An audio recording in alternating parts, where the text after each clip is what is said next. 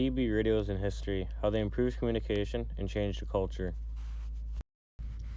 This documentary is about how the CB radio, also known as the Citizens Band Radio, improved communication for the public and government and how it changed the culture of the United States of America. When CB radios became popular in the late 70s, it changed many things like the way new music was written, how friends communicated with each other, and how it put more life into the trucking industry, and more people talked and got together over certain CB channels. They made songs about how people would talk to truckers, what the truckers would hear. Songs were made on what people would hear over the CB radios, and stories on the CB radio. There is a song called Teddy Bear, which talks about a kid who is paralyzed and his dad died in the semi while in a storm, and it tells the story over the CB radio. And while he is telling the story, he says he wants to ride in the semi again. And so he gave his address to one of the truckers, and a bunch of truckers went to his house and each took a turn with him riding in their trucks. The history of the Citizens Band Radio and before the Citizens Band Radio. The Federal Communications Commission built the first CB radio during the 1940s, but the government didn't release it until 1975 because the government had used it for military communications.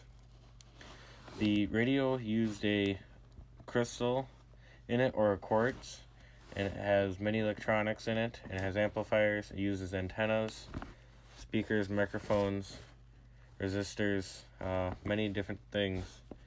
Here's a clip about how the CB radio is put together and what's in it.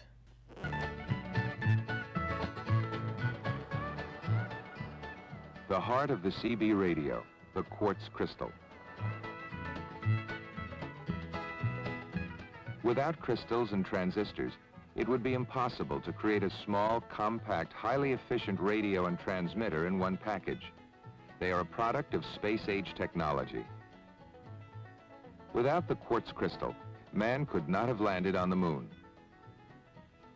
Like the telephone, CB radio offers person-to-person communication, but it is mobile. A man delayed in traffic can call his wife at home.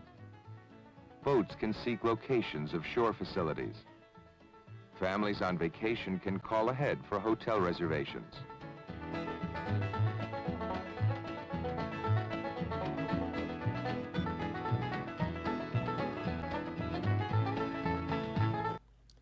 Besides the actual CB radio, it uses external devices such as an antenna and a microphone, or a handheld microphone that attaches to your CB radio unit, and the antenna also attaches to your CB radio unit, and the antenna goes on the outside of your car or truck or semi, and certain CB radios people have set up in their houses, their antenna will go on the outside of their house. And the CB radio also uses, most of the time, 12 volt DC power, and also some of them will use 120 volt wall power in your house. Before the CB radio was introduced to the public, people used their lights to warn each other for few dangers or cautions to take place, and they also had a few hand signals.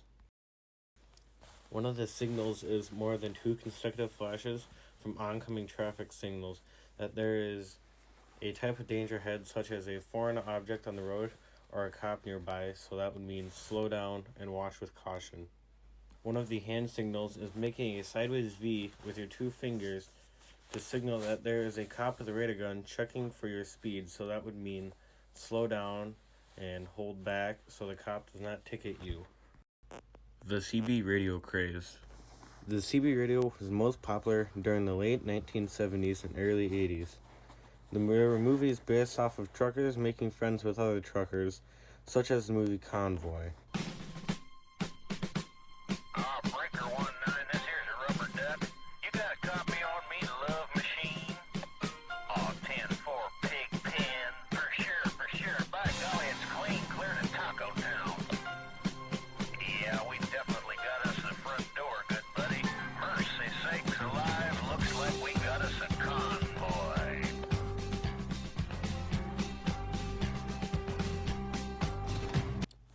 Another movie is called Smokey and the Bandit. It's about a guy named the Bandit and his friend the Snowman. Snowman and the Bandit haul semi-loads of cargo or whatever they are paid to haul across the country.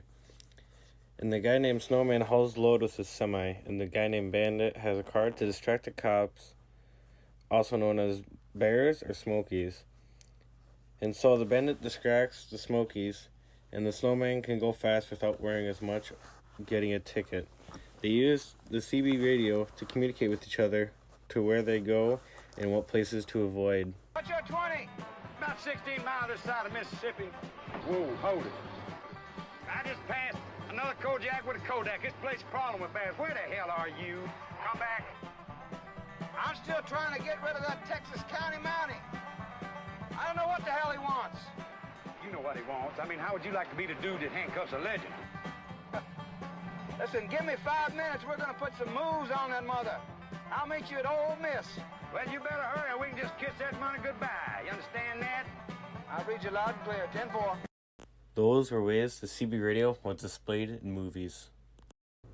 The short and long-term impacts of the CB radio. For a while, the CB radio was heavily used. The craze lasted for quite a few years, but eventually, with mobile phones, it died out. It is still sometimes used today. It is nowhere near as much as it used to be, though. The CB radio helped many people if their car broke down, if there was a fire, or if there was a crash. Nowadays, because not many people have CB radios, more crashes are happening now because they used to warn each other of bad conditions, slow traffic, or a wreck. Because people got warned, the crashes didn't become bigger from people not paying attention.